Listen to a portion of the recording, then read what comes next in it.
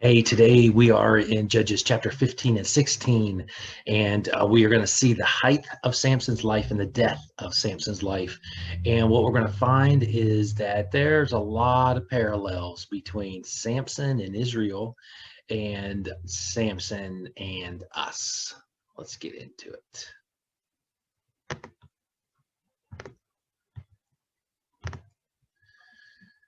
Later on, at the time of wheat harvest, Samson took a young goat and went to visit his wife. He said, "I'm going to my wife's room," but her father would not let him go in. "I was so sure you hated her," he said, "that I gave her to your companion. Isn't her younger sister more attractive? Take her instead." Samson said to them, "This time I have a right to get even with the Philistines. I will really harm them." So he went out and caught 300 foxes and tied them tail to tail in pairs. He then fastened a torch to every pair of tails, lit the torches, and let the foxes loose in the standing grain of the Philistines. He burned up the shocks and standing grain together with the vineyards and olive groves. When the Philistines asked who did this, they were told, "Samson, the Timnite's son-in-law, because his wife was given to his companion." So the Philistines went up and burned her and her father to death. Samson said to them, "Since you've acted like this, I swear that I won't stop until I get my revenge on you." He attacked them viciously and slaughtered many of them. And then he went down and stayed in a cave in the rock of Etam. The Philistines went up and camped in Judah, spreading out near Lehi. The people of Judah asked, "Why have you come to fight us?" "We have come to take Samson prisoner," they answered, "to do to him as he did to us." Then 3,000 men from Judah went down to the cave in the rock of Etam and said to Samson, "Don't you realize that the Philistines are rulers over us? What have you done to us?" He answered, "I merely did to them what they did to me." They said to him, "We've come to tie you up and hand you over to the Philistines." Samson said, "Swear to me that you won't kill me yourselves." "Agreed," they answered. "We will only tie you up and hand you over to them. We will not kill you." So they bound him with 2 new ropes and led him up from the rock. As he approached Lehi, the Philistines came toward him, shouting, and the Spirit of the Lord came powerfully upon him, and the ropes on his arms became like charred flax, and the bindings dropped from his hands. Finding a fresh jawbone of a donkey, he grabbed it, and he struck down 1,000 men. Then Samson said, "With the donkey's jawbone, I have made donkeys of them. With the donkey's jawbone, I have killed 1,000 men." When he finished speaking, he threw away the jawbone, and the place was called Ramoth Lehi. Because he was very thirsty, he cried out to the Lord, You have given your servant this great victory. Must I now die of thirst and fall into the hands of the uncircumcised?" Then God opened up the hollow place in Lehi, and water came out of it. When Samson drank, his strength returned, and he revived. So the spring was called En Hakor, and it is still there in Lehi. Samson led Israel for 20 years in the days of the Philistines. One day, Samson went to Gaza, where he saw a prostitute. He went to spend the night with her, and the people of Gaza were told, "Samson is here." So they surrounded the place and lay in wait for him all night at the city gate. They made no move during the night, saying, "At dawn, we'll kill him." But Samson lay there only until the middle of the night, and then he got up and took hold of the doors of the city gate together with the 2 posts and tore them loose, bar and all. He lifted them to his shoulders and carried them to the top of the hill that faces Hebron. Sometime later, he fell in love with a woman in the valley of Sorek, whose name was Delilah. The rulers of the Philistines went to her and said, "If you can lure him into showing you the secret of his great strength and how we can overpower him, so we may tie him up and subdue him, each one of us will give you 1,100 shekels of silver." So Delilah said to Samson, "Tell me your secret of your great strength and how you can be tied up and subdued." Samson answered, "If anyone ties me with 7 fresh bowstrings that have not been dried, I'll become as weak as any other man." Then the rulers of the Philistines brought her 7 fresh bowstrings that had not been dried, and she tied him with them. With men hidden in the room, she called to him, "Samson, the Philistines are upon you." But he snapped the bowstrings as easily as a piece of string snaps when it comes close to a flame.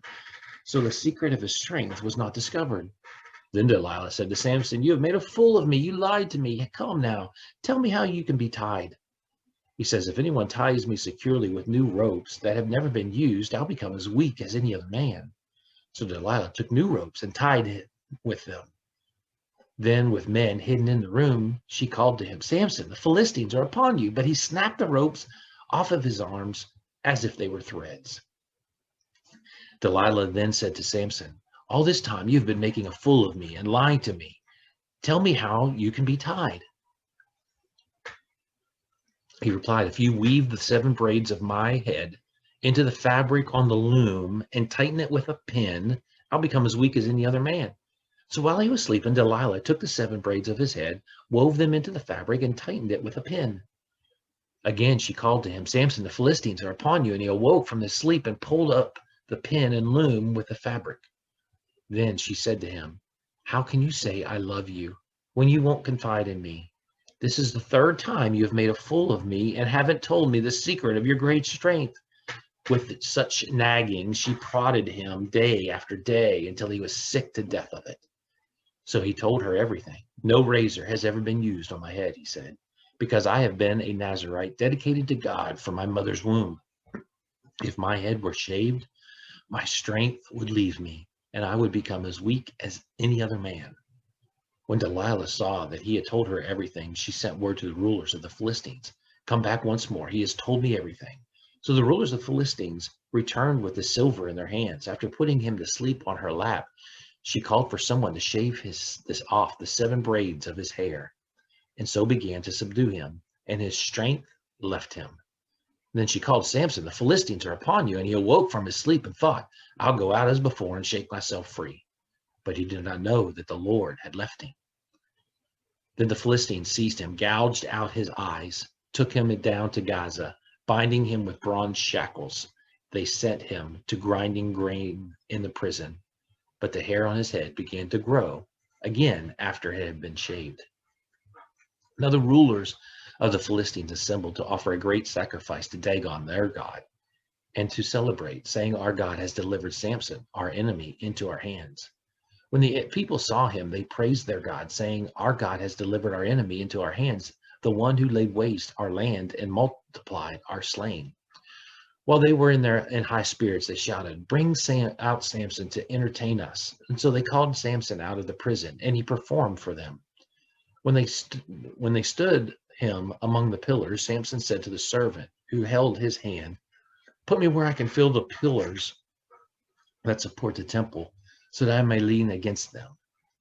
Now the temple was crowded with men and women. All the rulers of the Philistines were there, and on the roof there were about 3,000 men and women watching Samson perform. Then Samson prayed to the Lord, "Sovereign Lord, remember me. Please, God, strengthen me just once more, and let me, with one blow, get revenge on the Philistines for my 2 eyes." Then Samson reached toward the 2 central pillars on which the temple stood, bracing himself against them, his right hand on the one and his left hand on the other. Samson said, "Let me die with the Philistines." And then he pushed with all of his might, and down came the temple on the rulers and all the people in it, thus killed many more when he died than when he lived. Then his brothers and his father's whole family went down to get him. They brought him back and buried him between Zorah and Eshtaol in the tomb of Manoah his father. He had led Israel for 20 years. And so we see some things with Samson that we really need to learn. There's a lot of lessons. I'm just going to cover a couple of them. One is that just like Israel and Samson, there's a parallel. Samson had great strength. Israel had great strength. Morally, Samson was weak. Morally, Israel was weak. They continued to sell themselves out for the gods that surrounded them, just like Samson gave up his strength for the weak, for a girl that he loved, and it caused his downfall. We also see that Samson had a huge issue with revenge and anger that brought about his downfall. Not only that, every woman that we know about that Samson tried to be with was somebody that was outside of the Hebrew faith. And in this circumstance, they were always Philistines. And God said, "Stop doing that. Don't do it." And Samson continued to do what God had called him not to do. Um, Samson gave in to temptation every time. We look at him and we think he's a knucklehead, but when we look at our lives, we can call ourselves the same thing because we give in when God has told us we can be strong. We really can do it. We really can be faithful. And here's what I think is probably the biggest lesson that we need to learn with Samson is that when Samson was finally defeated, his eyes are gouged out. He is forced to perform in front of all these people. What we find is that they felt that it was because of their God that they were able to defeat Samson. So when we fall into temptation, when we give into sin, it is a slander to God, and we don't want that to happen. We want to be able to lift him up and to show praise and to show that he is the one that's in charge. So be faithful.